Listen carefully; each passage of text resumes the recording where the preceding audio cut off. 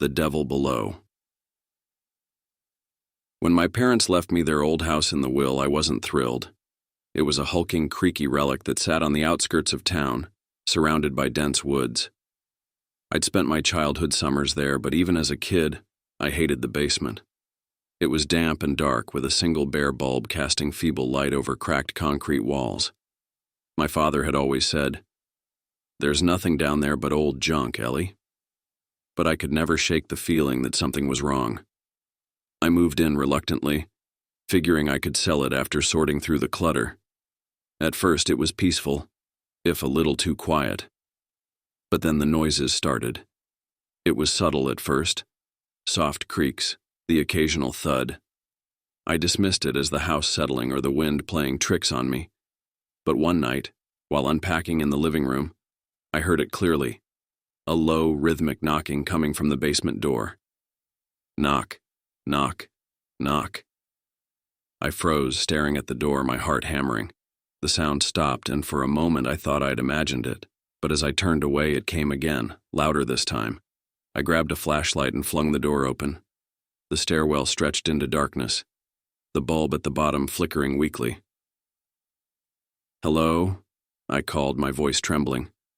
No response. I took a few hesitant steps down, shining the flashlight into the shadows. The air grew colder with every step, and the damp smell of earth and mildew grew stronger.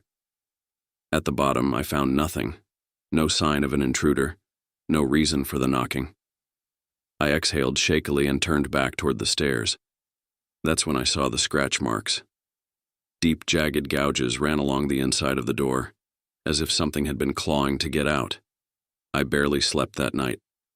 The following days were worse. The noises grew louder, more frequent. Whispers echoed through the walls, too faint to make out but unmistakably real. Objects started moving on their own. Books falling off shelves, doors swinging open, lights flickering. I couldn't deny it anymore. Something was in the house with me. Desperate for answers, I dug through my parents' old belongings and found a leather-bound journal in my father's handwriting. Inside, I discovered entries describing strange occurrences in the house, objects disappearing, cold spots, and the same whispers I'd been hearing. But the final entry chilled me to the core. "We sealed it in the basement. If you're reading this, never go down there. Never break the seal." That night, the knocking returned. Only this time it wasn't on the basement door. It was coming from the walls, the floor, the ceiling, surrounding me. The whispers grew louder, overlapping, forming words. "Let me out." Terrified, I grabbed the journal and a flashlight and ran to the basement. The air was icy, and the scratching noises were deafening. The symbol on the floor, a circle with strange, jagged runes, glowed faintly red, pulsing like a heartbeat. The seal. I knew I should leave, but something compelled me forward. The whispers grew into a chorus, begging, pleading, promising. My shaking hand reached for the edge of the circle, and the moment my fingers brushed the concrete, the room erupted in a blinding flash of red light. The air filled with an ear-splitting roar as the symbol cracked and crumbled. The room plunged into darkness, and for a moment, all was silent. Then, from the shadows, I saw it. The creature was impossibly tall, its emaciated frame covered in leathery, blackened skin. Its hollow eyes glowed faintly, and its mouth split into a jagged, toothy grin.